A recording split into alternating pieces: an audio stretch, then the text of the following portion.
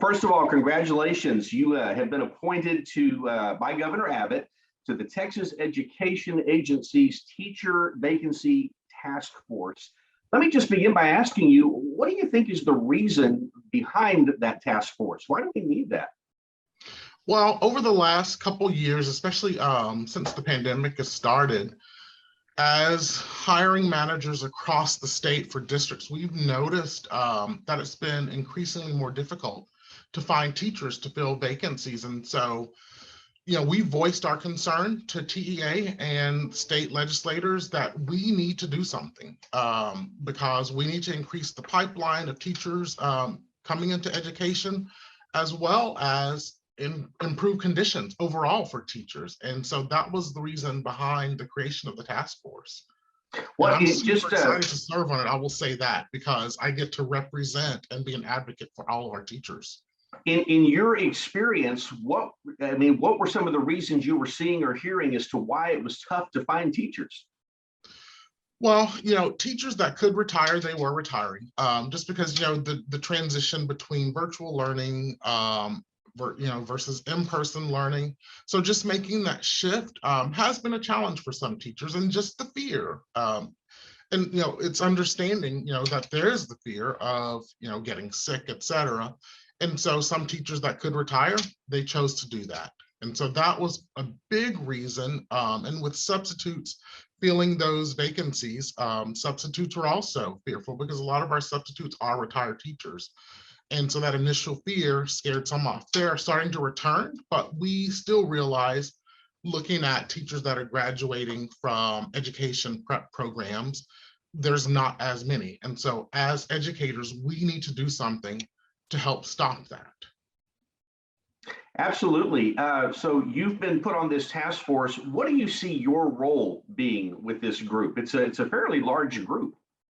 It is a large group. My role is really to be the voice of teachers. So one of the things I'm doing, Dr. Hernandez from Corpus Christi ISD, he's also on the task force with me, representing Region 2. And one of the things we've been tasked with is getting teacher voice, getting their input, hearing what they have to say. And so we're working to put together a survey that we can push out to all the teachers in the region. Of course, we're going to work with our Region Service Center so that we get a wide range and give every teacher in Region 2 the opportunity to share their concerns, their voices, so that we can then compile that information, take it back to the task force when we meet every other month.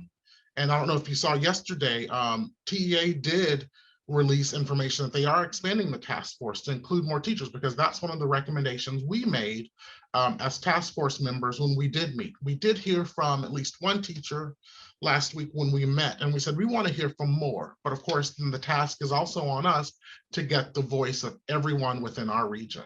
So I see my role as being an advocate and the voice for all of the teachers in this region. Let me drill down on that a little bit and go back to what you just said and ask it maybe as a separate question. Initially there were 28 spots here. 16 of those were superintendents. 8 came from human resources backgrounds or talent development. That's where you fit in.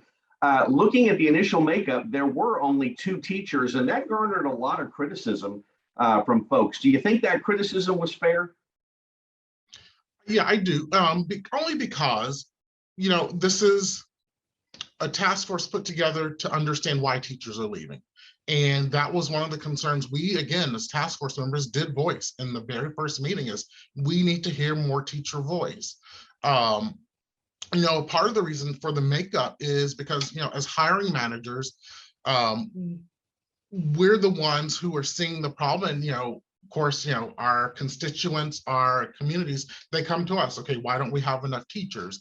And so we have to answer for that. And so if we don't hear teacher voice, then we can't make necessary changes that are needed in the districts and across the state, whether that be policy changes. We can't make the best decisions locally without the support of the state. So are you satisfied then that this was a good move yesterday, expanding the task force? Absolutely. It shows that TEA is listening to us and taking our feedback and making necessary changes so that they are supporting not only the state, but local districts as well, and to help us solve this problem behind the teacher shortage. One final question that I would ask you, just in general terms, what do you see the job of the task force being from here? From here on, what are you guys looking to do and how quickly? And have you already talked about timelines at all? Yeah, from here, it's really immediately it's gathering the voices of all of our teachers, collecting that feedback from them, and then finding the root cause of the teacher shortage, and then partnering with local universities, education prep programs, so that we can create pipelines for teachers and change the narrative of education so that people really see the value and want to become teachers. Very well said. Anything else you'd like to add to that? No, I just thank you so much for reaching out, because it's so important for us to be able to share, accurate information with the public.